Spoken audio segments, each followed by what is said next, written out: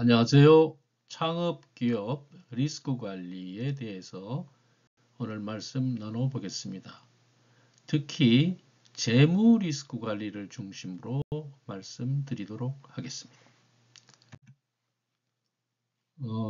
간단하게 기업 리스크 관리와 관련해서 제 경력을 말씀을 드리면 저는 외환은행에서 리스크관리부 부장을 했는데요. 그때 벤처 투자부에서 투자 의뢰가 들어온 벤처 회사들 중에서 고르고 골라서 매년 10개 정도 벤처 기업에 투자를 하는데, 그때 그 투자를 심의하는 최종 의사결정권자로서 벤처 기업을 많이 살펴본 그런 경력이 있고요. 그 다음에 이제 증권회사에서 CRO, 그 Chief Risk Officer를 하면서 증권회사에서 IPO를 할 때 그 IPO를 하면서 증권회사가 이제 지분을 인수해야 되는 그런 경우도 생기기 때문에 IPO를 통해서 증권회사가 지게 되는 재무 리스크를 심사하고 최종적으로 의사결정을 하는 그런 일들을 했었습니다. 그래서 오늘 여러분들이 이제 초기 창업을 하면서부터 유가증권 투자라든가 아니면 다른 그 투자자로부터 투자를 받을 때 유의해야 될 점들도 몇 가지 말씀드리도록 하겠습니다. 그래서 오늘 크게 세 가지로 초기 창업 기업의 리스크 관리의 이해, 그리고 기업 리스크 관리, 그 다음에 이제 기업 리스크 관리의 일반적인 방법론 세 가지를 주제로 말씀드릴 텐데, 2번하고 3번은 좀 시간이 걸리는 내용이 있으므로 참고 자료로 많이 가름하도록 하겠습니다. 자, 그러면 초기 창업 기업이 리스크 관리를 어떻게 개념을 정리할 수 있는지 생각해 보겠습니다. 이제 초기 창업 기업들은 사업 계획서를 가지고 있을 텐데, 그 사업 계획서의 달성에 부정적인 영향을 줄 수 있는 것은 이제 경영 환경 변화가 있겠고, 그 외에도 여러 가지 불확실한 요소가 있겠는데, 그런 내용을 통제하는 모든 관리 활동을 초기 창업 기업 리스크 관리라고 이해하면 되겠습니다. 그런데 이 리스크 관리는 세 가지 이제 특징이 있습니다. 첫째는 이 리스크 관리 활동은 당연히 사전적으로 하는 것이죠. 그 일이 벌어져서 리스크가 현실화돼서 이미 곤란에 빠지기 전에 사전적으로 리스크 관리 활동을 해야 되는 것이고요. 그 다음에 이제 활동 범위로서 체계적이라는 말을 쓸 수 있는데요. 이것은 뭐냐 하면 어떤 리스크는 관리하고 어떤 리스크는 관리하지 않는 그 빈틈이 있으면 안 된다는 것이죠.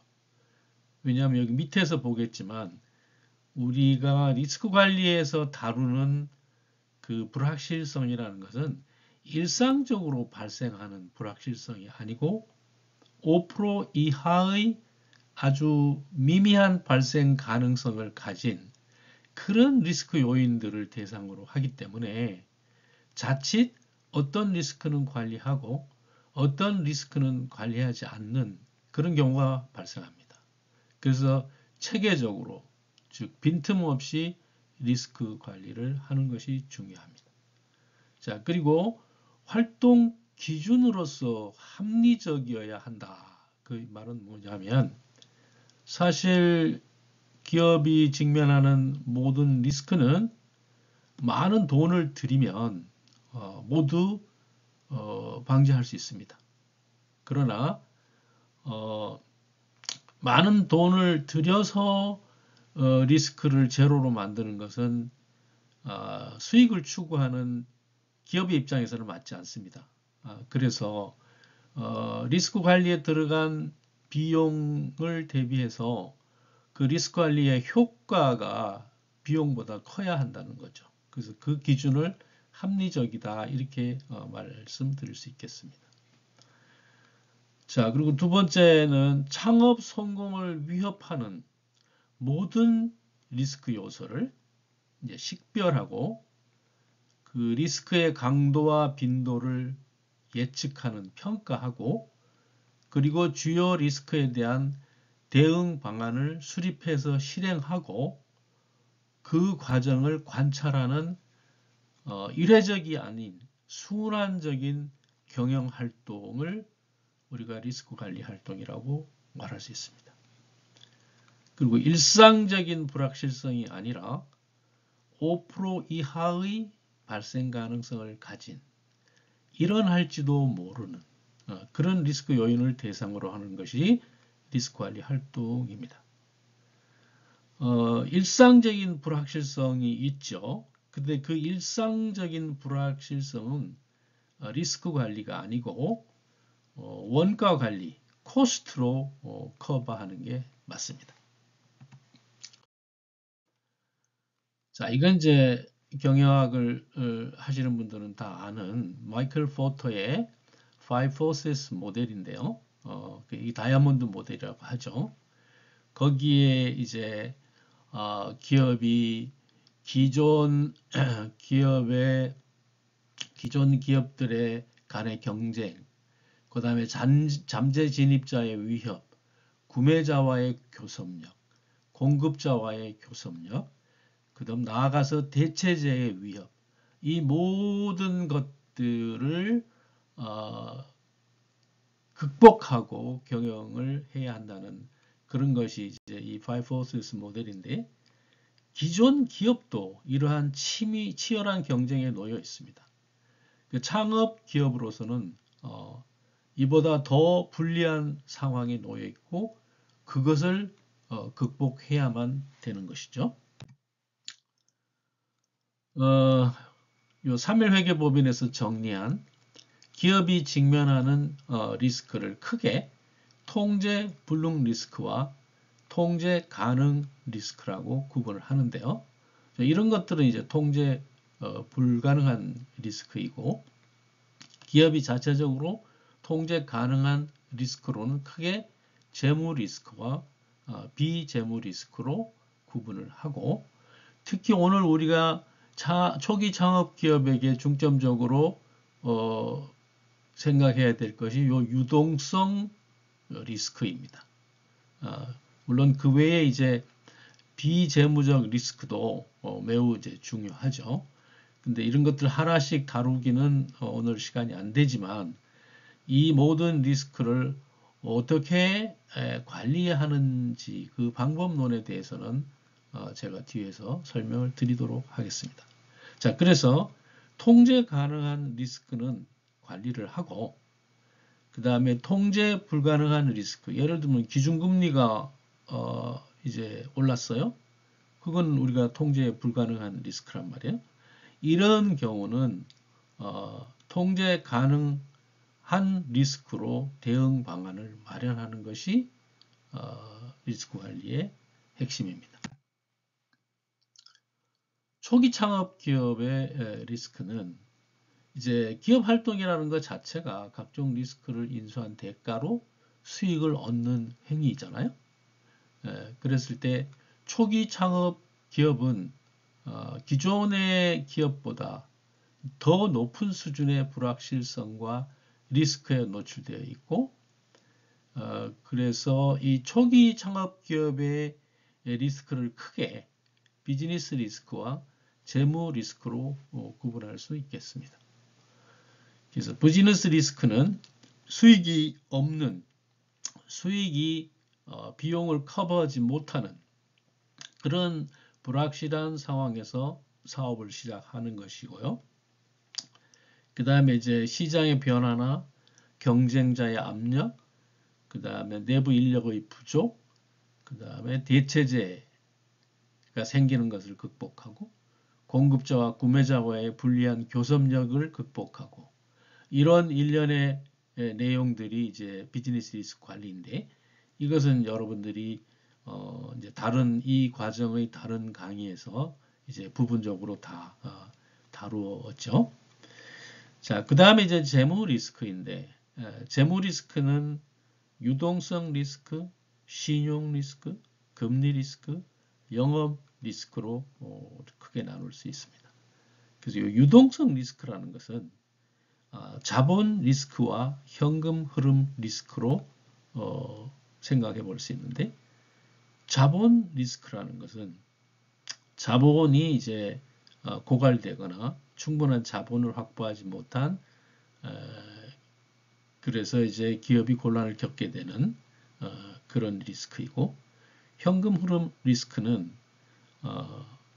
이제 현금에 필요한 현금을 현금을 확보하지 못해서 충분히 커버하지 못하는 그런 리스크이죠. 유동성 리스크는 회사가 파산할 때 한 번 발생합니다. 그러므로 일반 기업들은 이 유동성 리스크 관리를 철저히 하지만 그렇게 크지는 않지만 초기 창업 기업은 어떻게 보면 이 유동성 리스크가 가장 심각한 리스크 중에 하나라고 볼 수 있겠습니다. 자, 그 다음에 이제 신용 리스크는 우리가 이제 B2C인 경우는 신용 리스크가 크지 않지만 B2B인 경우는 거래 상대방이 약속을 지키지 않으면 그러면 이제 신용 리스크가 발생하는데 이 신용 리스크가 또 초기 창업 기업에게도 매우 큰 리스크이고 그 다음에 이제 금리 리스크는 차입자로서 자금이 필요해서 차입을 할 때 그 신용이 이제 제대로 창출되지 않고 그 다음에 서로 차입 기회가 주어지더라도 초기 창업 기업은 높은 리스크 프리미엄을 감당해야 되기 때문에 자금 조달 금리가 높죠. 그래서 이런 것을 우리가 금리 리스크라고 할 수 있고 그 다음 이제 영업 리스크라는 것은 계획한 영업 이익을 달성하지 못할 리스크를 영업 리스크라고 할 수 있습니다. 자, 기업의 여러 가지 리스크 내용에 대해서는 참고하시고요. 또 일반적으로 기업이 자금 흐름 그리고 재무관리 기능을 한 표로 만들어 보면 이렇게 소요 자금을 예측하고 그 다음에 그 소요 자금을 조달하는데 그 조달하는 금융시장은 자본시장이 될 수 있고 또 자금시장이 될 수도 있죠. 그리고 이제 소요 자금을 조달하는 형태는 사채, 회사채를 발행하거나 주식을 발행하거나 차입, 대출을 받는 그런 것들이 있습니다. 그래서 우리가 지금 초기 창업 기업에서 특히 중요한 것은 소요 자금 계획 예측을 정확히 하고 그 다음에 사전에 하고 그 소요 자금을 조달하는 방안도 정확히 사전에 마련해야 됩니다. 자, 우리가 이제 기업을 연구할 때 기업이 이제 발전 단계가 있어요.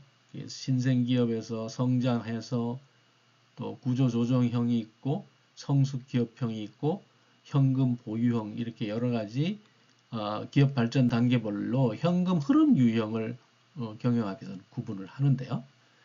그래서 이제 초기 창업 기업은 신생 기업에 해당이 됩니다.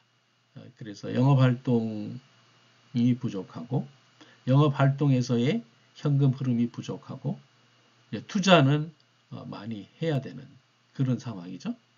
그래서 재무 활동에서 현금을 만들어서 영업 활동과 투자 활동에 쏟아부어야 되는 형태가 이제 신성 기업입니다. 그래서 이때는 유동성 리스크와 투자 리스크를 잘 관리해야 됩니다. 자, 초기 창업 기업은 신생 기업으로서 특히 유동성 리스크에 노출되어 있어서 유동성 리스크를 잘 관리해야 한다는 말씀입니다. 그래서 이제 집중적으로 초기 창업 기업의 유동성 리스크에 대해서 말씀드리겠습니다. 기업의 현금 흐름은 세 가지 활동, 즉 영업활동, 재무활동, 투자활동에서 나옵니다. 그런데 초기 창업 기업은 영업활동으로부터의 현금 흐름이 부족하죠. 그래서 초기에 충분한 자본을 마련하는 것이 매우 중요합니다. 이제 여러분들 이제 유동성 관리하다 보면 소진율이라는 것과 런웨이 기간 이런 이제 개념을 들었을 텐데요. 소진율이라는 것은 창업 초기에 기본적으로 지출하는 비용을 말합니다.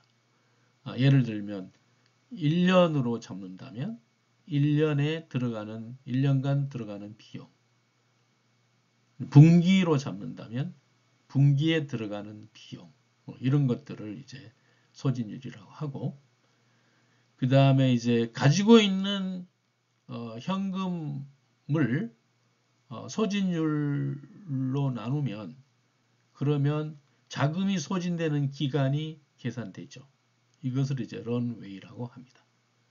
그러니까 이 자금이 소진되는 기간을 명확히 알고 그 자금이 소진되기 전에 영업활동에서 현금 흐름이 충분히 나오거나 아니면 또 다른 재무활동을 통해서 자금을 사전에 확보하는 것이 유동성 리스크를 관리하는 방법이죠. 재무활동에서 현금을 조달하여 이제 초기니까 영업활동과 투자활동을 지원해야 하고, 재무활동에서 현금 조달은 그런데 창업 초기 기업들은 신용이 부족하니까 자금 조달 자체가 어렵죠. 그리고 조달 기회가 마련된다 하더라도 높은 리스크 프리미엄 때문에 차익 금리가 이제 높다는 것이고, 자, 그리고 이제 자금의 수요를 예측하는 데 있어서도 과거 데이터가 없고, 그 다음에 예상하지 못한 비용들이 발생하니까 재무계획의 불확실성이 매우 높을 수밖에 없어요. 그러니까 유동성 리스크가 높다는 거죠. 그래서 현금 흐름의 예측을 분석하고 해석하는 능력이 초기 창업 기업의 아주 중요한 리스크 관리 능력이라고 볼 수 있습니다. 현금 흐름 예측은 6단계로 이루어지는데 우리 기업의 현금 흐름의 구성 요소를 이해해야 합니다. 모든 기업들은 수익 모델이 다르기 때문에 각자의 수익 모델에 따라서 현금 흐름 구성 요소가 어떻게 되는지를 잘 이해하고 있어야 됩니다. 자, 그래서 그 구성 요소의 구체적인 것은 현금이 어떻게 유입되느냐. 이 부분은 현금 유입 평가이고, 그 다음에 현금이 이제 쓰일 텐데 어디에 현금이 쓰이는지 그 현금 유출을 평가해야 합니다. 그리고 이런 것들을 정확히 하기 위해서는 유입 유출을 정확히 하기 위해서는 우리 수익 모델에 따른 패턴을 인식하는 것입니다. 그리고 이제 재무 쪽에서 관리하기 위해서 쓰는 여러 가지 재무 비율이나 지표가 있는데 이런 것들을 활용하고, 또 우리가 좋은 신용도를 유지하기 위해서는 이런 비율이나 지표가 기준이 있습니다. 그래서 그 기준 하에서 움직이도록 관리를 할 필요가 있고요. 자, 그리고 이제 우리가 창업 초기에 여러 가지 의사결정을 매일 하게 되잖아요.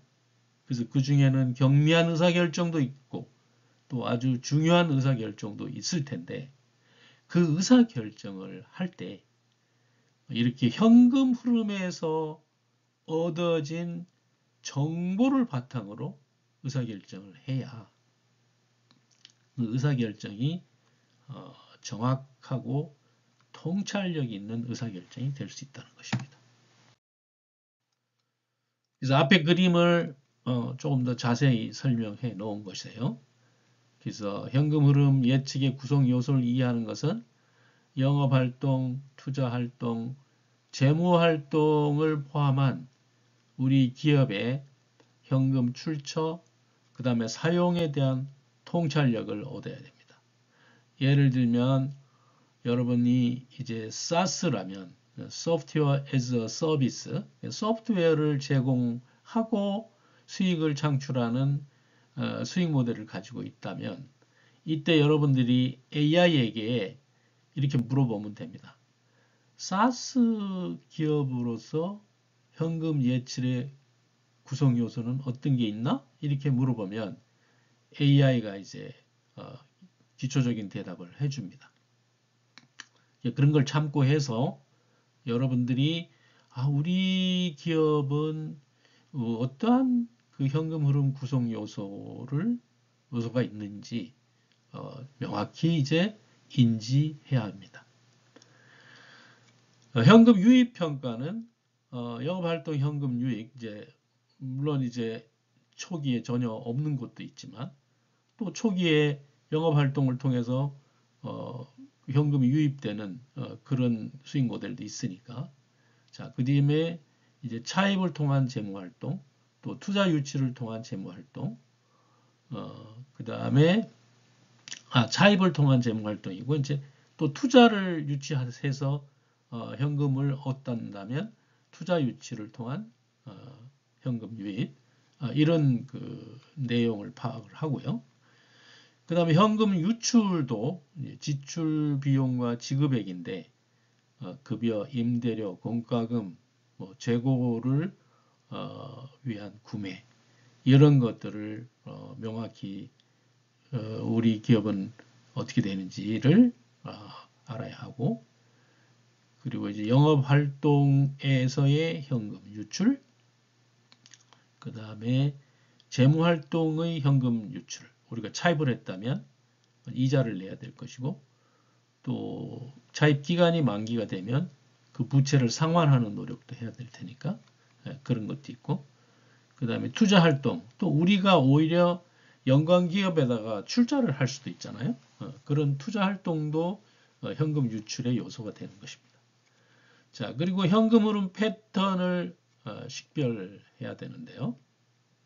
그래서 이게 이제 추세 식별도 있고 그 다음에 계절적인 변동도 있고 그 다음에 계절적은 이제 1년 4계절이고 주기적으로는 계절하고는 다르지만 어떤 월초라든가 그 다음에 휴일, 공휴일이 끼었다든가 이랬을 때 또 변동이 있을 수 있고 여러 가지 그 요소들이 있는데 이 현금 흐름 패턴도 마찬가지로 우리가 AI에다가 SaaS 기업의 수익 모델에서 현금 흐름 패턴은 어떤 것이 있나 라고 물어보면 기본적인 것을 SaaS가 대답을 해줍니다. 그리고 이제 비율 비표를 활용하는 것은 여기 이제 현금 흐름 마진이라든가 현금 흐름 보상 비율이라든가 현금 흐름 투자 수익률이라든가 이런 비율들이 있어요. 그래서 우리 회사에 해당되는 이러한 그 지표를 정의하고 우리 수익 모델에 해당되는 그 다음에 그것을 분석하고 계산을 해서 재무 성과 또는 유동성 이런 그 현금 흐름의 효율성을 평가하는 자료로 활용해야 합니다. 그래서 이러한 그 5가지 과정을 거쳐서 이제 그 결과를 가지고 우리가 이 의사결정을 하는데 촉으로 하지 말고 정보를 바탕으로 의사결정을 하자는 것이죠. 현금 흐름 분석과 해석의 목표는 정확한 정보에 입각한 의사결정이고 그 다음에 새로운 프로젝트의 타당성을 판단하고 또 향후 성장과 확장 과액에 따르는 재무적 의무를 이행할 능력이 우리가 있느냐 이런 것들을 의사결정할 때 활용해야 된다는 거죠. 그래서 이것을 정리하면 현금 흐름 예측은 세부 의사결정에 대한 세심한 주의와 재무관리 원칙에 대한 철저한 이해가 필요한 복잡한 프로세스라는 거죠. 이렇게 얻어진 통찰력을 의사결정 프로세스에 통합함으로써 재무 안정성을 향상하고 장기적으로 성공을 이룰 수 있다는 것입니다. 자, 현금 흐름 예측 기법에서 재무관리에서는 이제 2가지가 있습니다. 하나는 직접법이 있고 하나는 간접법이 있어요.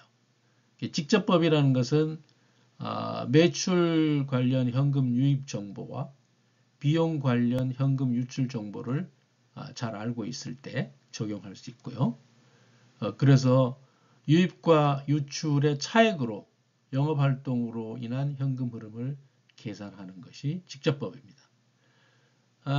그런데 이제 그 거래가 많고 기업 규모가 있으면 이 직접법은 대부분 기업들이 사용하지 않습니다. 대부분 간접법을 사용합니다. 간접법이라는 것은 요 단기 수익이 발생주의 회계 원칙을 근거로 계산되는데 현금 흐름은 현금주의 원칙에 의해서 계산되기 때문에 요 차이를 감안하면 됩니다.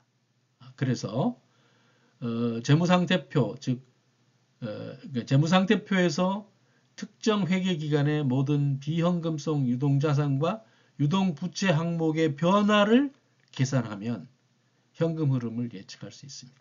그 공식은 이렇게 됩니다.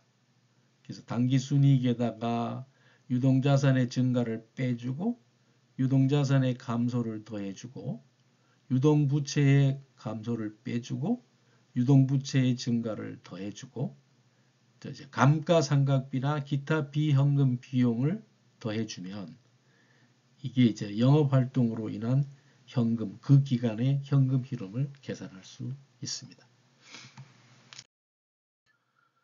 자, 우리는 초기 창업기업은 직접법을 활용한 현금 흐름으로 이제 예측을 하도록 해봅시다.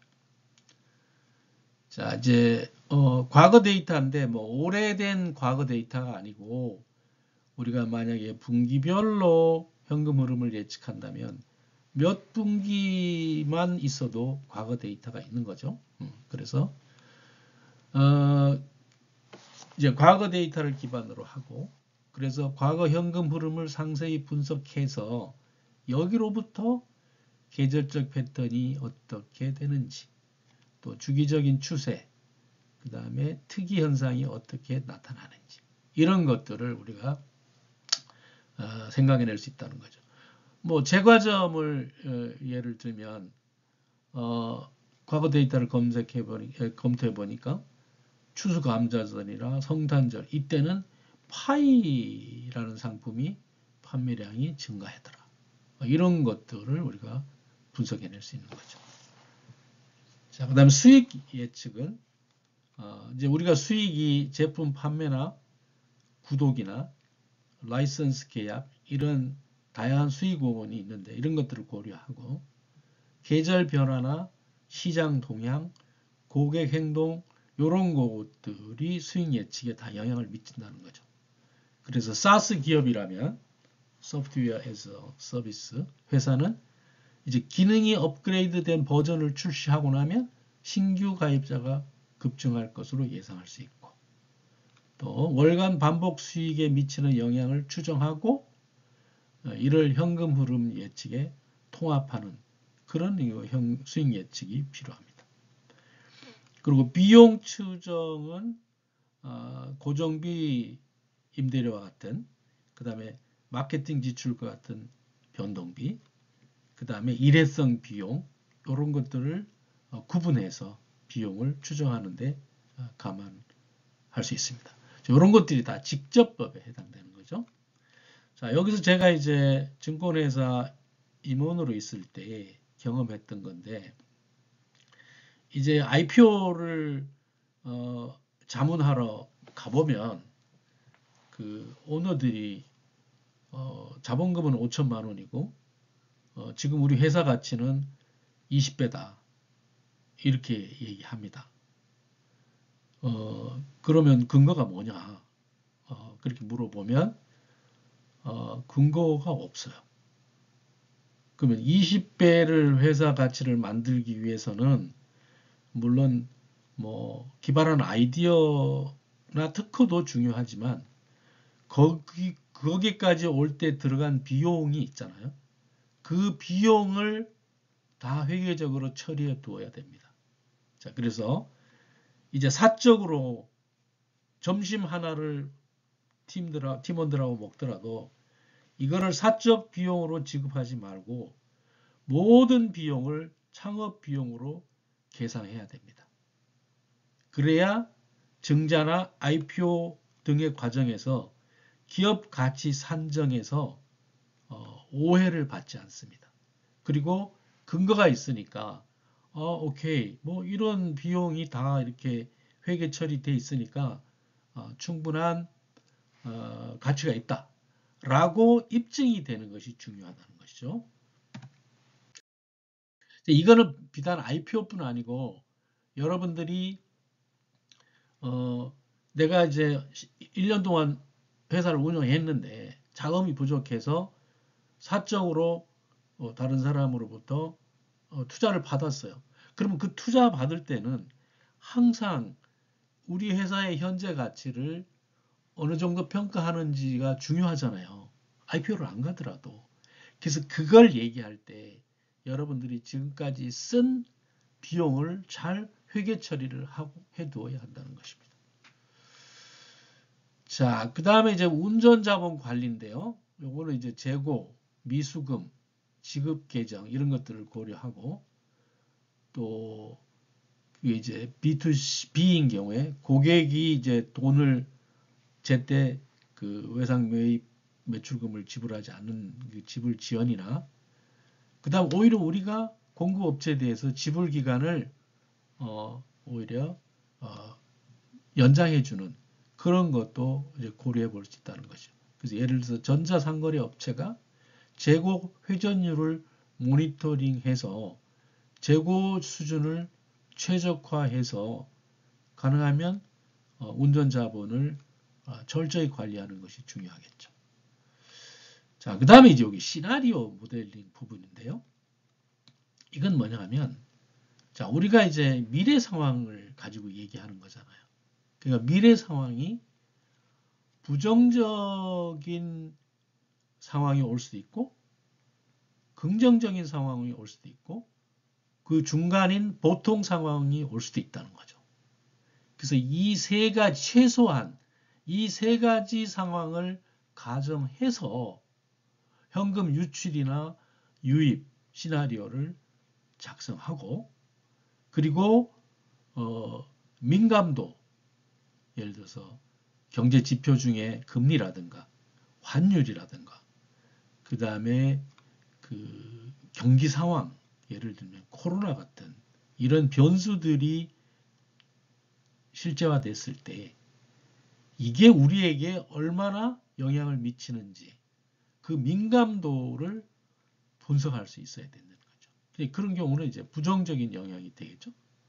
뭐 예를 들면 여행사인데 중국이 갑자기 한국으로 여행 오는 것을 제한했다든가 또는 최근에 불행했던 비행기 사고가 일어났다든가 이랬을 때 현금 흐름에 영향을 어떻게 미치는지 이런 것들을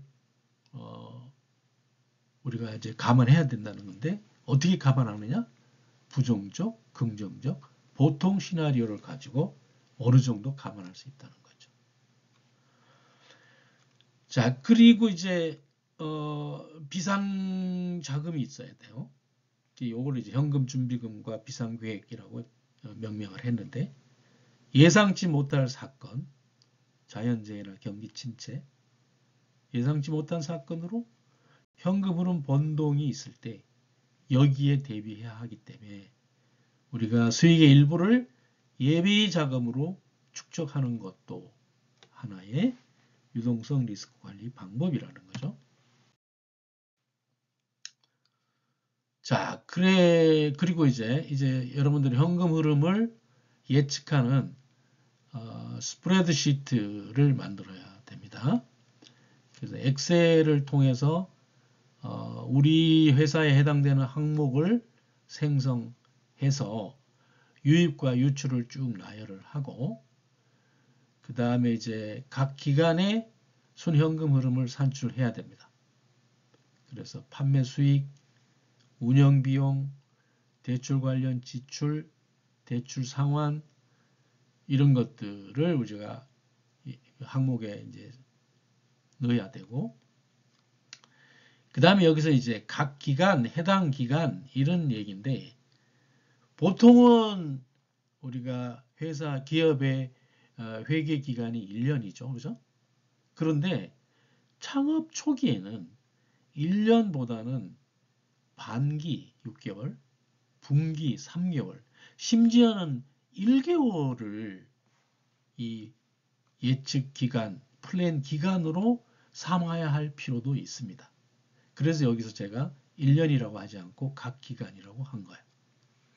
그래서 최소한 3개 기간, 그러니까 월로 따진다면 1개월, 2개월, 3개월, 분기로 따지면 1분기, 2분기, 3분기, 그 다음 반기로 따진다면 2025년 전반기, 후반기, 2026년 전반기, 이런 식으로 3기간의 계획 주기에 대해서 사전적으로 롤링 계획을 수립해서 계획의 정확도를 높여야 한다는 겁니다. 그래서 여기서 이제 롤링 기법인데요. 롤링 기법이라는 건 뭐냐면, 자, 지금 이제 작년 12월에 우리가 여러분들이 분기를 계획 기간으로 삼았다고 합시다. 그러면 2024년 4분기에 2025년 1분기, 2분기, 3분기 계획을 세우겠죠. 3개 기간을 세우니까. 자, 그러면 2025년 1분기에는 여러분들이 2분기, 3분기, 4분기 계획을 또 세웁니다. 자, 그리고 2분기에는 2025년 2분기에는 3분기, 4분기, 2026년 1분기 계획을 세웁니다. 그러면 어떻게 돼요? 어떤 한 분기, 예를 들면 2025년 2분기 계획은 여러분이 3번을 세울 수 있는 겁니다.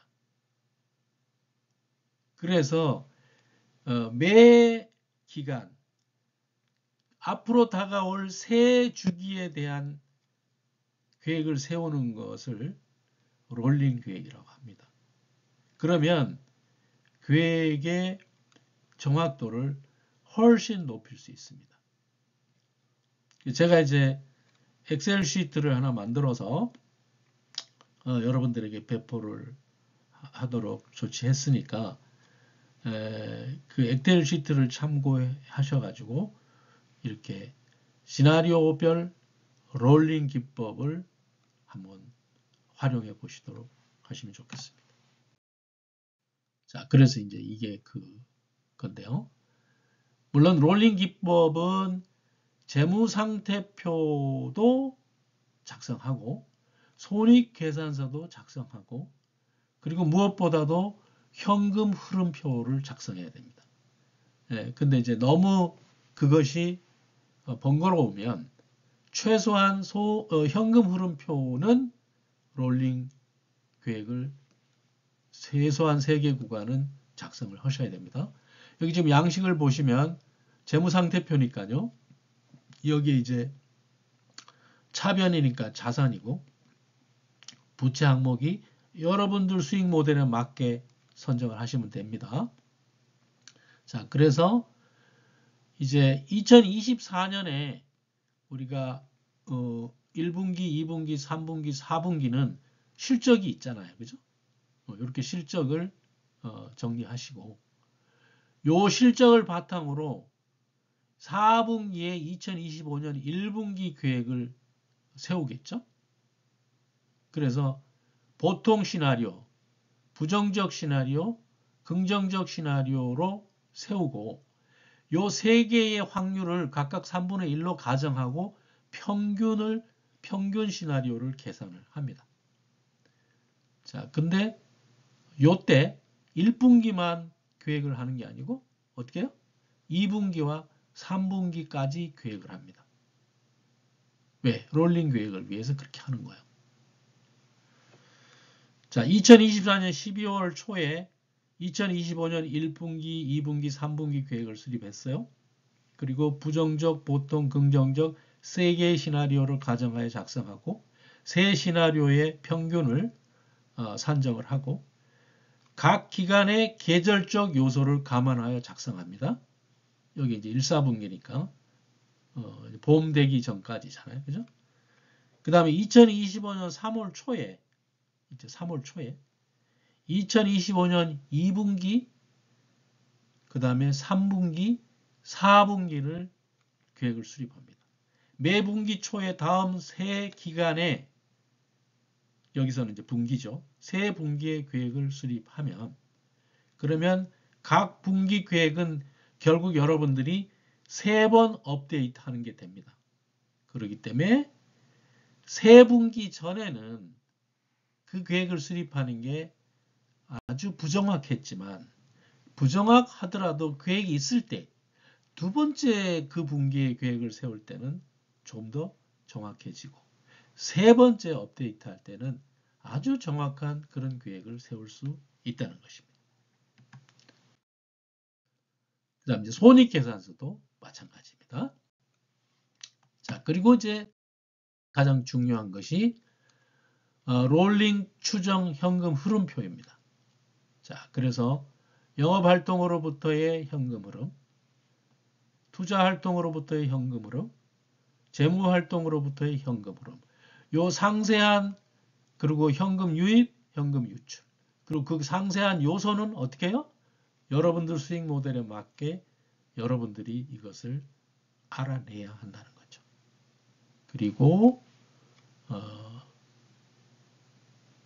1분기 부정적, 보통, 긍정적 시나리오 그리고 각 시나리오의 발생 확률을 3분의 1로 봐서 평균 2분기, 3분기 이렇게 이제 계획을 작년 말에 세웠습니다.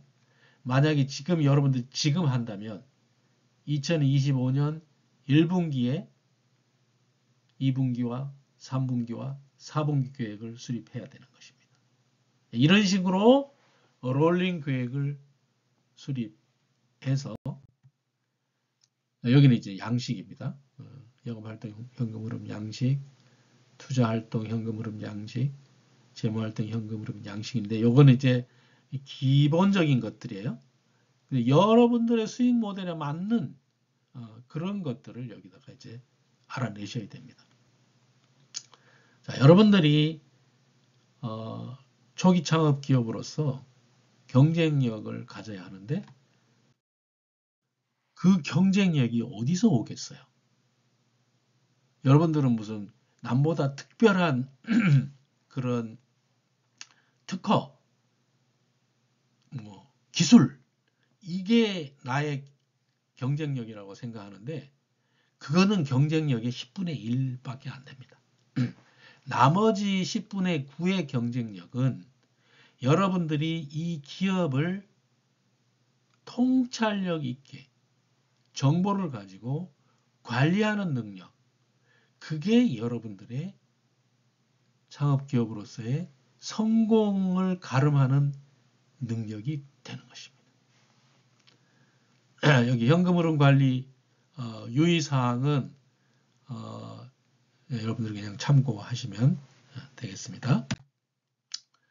자, 그 다음에 이제 두 번째로 중요하다고 한 것이 신용 리스크예요. 자, 여러분들이 B2B라면 한국에서 가장 기업이 파산하는 원인이 상대방의 파산입니다.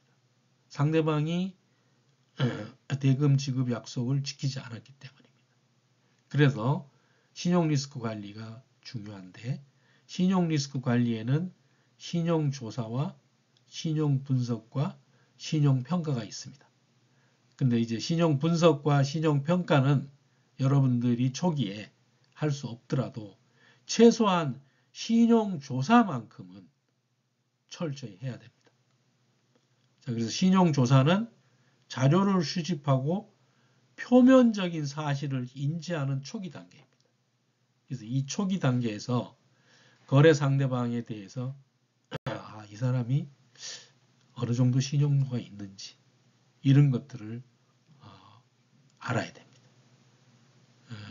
물론 한 거래 상대방에게 너무 의존해서도 안 됩니다. 자, 그 다음에 금리 리스크인데요. 여러분들 이 표 보시죠. 이게 기준금리입니다.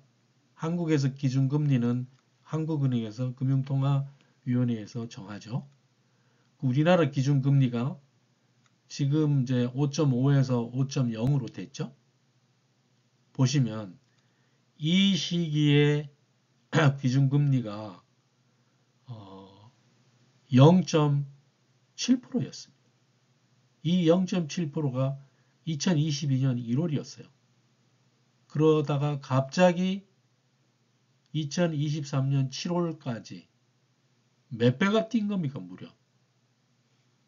2021년 7월에서 2023년 1월까지 1년 6개월 사이에 기준금리가 4배 이상 상승했어요. 요즘 여러분들 국내 스타트업들이 다 지금 어려운 거 아시죠? 그 원인이 뭘까요? 저는 금리라고 봅니다. 아주 기라성 같은 수십 배의 기업 가치를 가졌다고 큰소리치던 스타트업들이 지금 굉장히 곤란에 겪고 있습니다. 그 이유가 바로 금리 때문입니다. 물론 이렇게 7배, 이렇게 4배씩 상승한 금리는 앞에서 얘기한 시나리오 플래닝으로 대비하기가 쉽지 않습니다. 그래서 우리가 금리 리스크를 항상 주목해야 된다는 것이죠.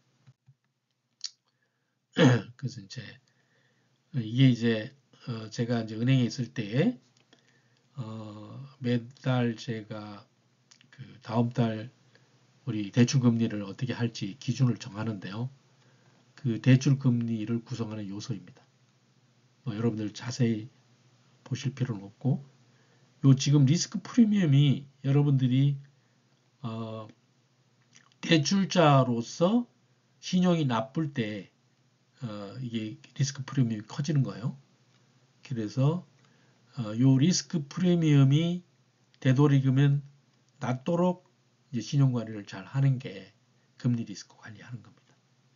그래서 신용 등급 관리 미흡으로 신용도가 하락하여 조달 금리가 상승하거나 아예 자금 조달 자체가 어려워서 자금 경색에 처할 리스크를 우리가 항상 유념해야 됩니다. 자, 그래서 이제 초기 창업 기업으로서 그 리스크 관리 방법들이 몇 가지 있는데요. 린 방법론입니다. 요거는 이제 프로토타입을 수익 모델의 프로토타입을 빨리 구축하고 요건 빠르고 저렴하게 구축해서 이걸 테스트를 해야 됩니다. 그리고 고객을 찾아야 되는데 제품이나 서비스 아이디어를 검증하기 위해서 잠재 고객과 조기에 자주 대화하는 그런 고객 개발에 초점을 맞춰야 됩니다. 여러분들이 아무리 좋은 것을 가져도 소용없는 것이 고객이 여러분들 것을 사고 대금을 지불해야 되는 겁니다. 그래서 고객이 중요한 거죠. 그 다음 이제 린 캔버스라는 게 화폭이잖아요. 린 캔버스라는 개념이 있는데요. 요거는 아주 한 페이지에 비즈니스 모델을 시각화한 도구입니다. 이 9개의 핵심 요소가 들어가 있는데요. 그래서 뭐 에어비앤비라든가 스타벅스라든가 모든 그 창업 기업들은 이 린 캔버스를 가지고 있습니다. 그래서 여러분들도 이 린 캔버스를 가지고 있으면 그걸 활용하시고 없으면 이제 린 캔버스를 하나 만들어서 이거를 조직원들이 공유해야 됩니다. 조직원들이 한 방향으로 align, 이게 정렬되어 있는 게 중요한데 그게 이제 린 캔버스가 역할을 할 겁니다. 자, 그리고 이제 일반적인 리스크 관리 사이클을 가동하는 건데요. 리스크를 인식하고 영향도와 발생 가능성을 평가하고 그리고 한꺼번에 모든 리스크를 다 관리할 수 없으니까 최소한 탑5 리스크를 선정하고 그 탑5 리스크를 경감시키기 위해서 어떻게 해야 되는지 대응 방안을 수립하고 그리고 그거를 모니터링하는 과정을 이제 가동을 해야 됩니다. 그래서 각 개별 임직원은 린 캔버스를 공유하고 자신의 담당 업무에 내재된 리스크를 인식하는 작업을 한 번 하는 게 아니고 순환적으로 정기적으로 해야 됩니다. 그리고 CEO는 개별 임직원의 리스크를 그 개별 임직원들이 인식, 평가, 선정, 대응 방안을 수립하는 과정을 지원해야 됩니다. 그러니까 A라는 팀장이 리스크를 가지고 있는데 그 리스크를 대응하는 방법이 그 팀장의 능력에 미치지 못할 때 누가 해줘야 돼요? CEO가 그걸 하도록 도와줘야 되는 겁니다. 그래서 모든 임직원들의 리스크를 다 긁어 모아서 전사적으로 탑5 리스크를 선정하고 그 탑5 리스크에 대한 대응 방안 수립과 실행은 누가 해야 돼요? CEO가 책임하에 해야 되는 것입니다. 자, 이건 이제 리스크 인텔리전스인데요. 모든 기업을 들여다보면 그 기업의 리스크 IQ를 평가할 수 있습니다. 그래서 이런 내용을 가지고 아주 리스크 인텔리전스가 뛰어난 기업, 이 기업은 리스크 인텔리전스에 기반해서 수익 모델을 만들 수 있는 그런 능력을 가진 기업입니다. 그러니까 여기 리스크 인텔리전스가 아주 낮은 수준은 초기 수준이고 하루빨리 이 단계에서 벗어나기 위한 조치가 필요한 겁니다. 앞전에서 우리가 얘기한 그 유동성 리스크를 관리하는 능력, 그것만 들여다봐도 그 기업의 리스크 인텔리전스가 상중, 하중에서 어디에 속하는지 판단할 수가 있잖아요. 여러분들이 초기 창업 기업가로서 성공하려면 어떻게 돼요? 높은 수준의 리스크 인텔리전스를 가지고 있어야 됩니다. 그러면 여러분들의 어떤 수익 모델을 갖다 붙여도 성공할 수 있는 확률이 매우 높아진다는 것입니다. 자, 이렇게 해서 초기 창업 기업의 리스크를 이해를 했습니다. 수고하셨습니다.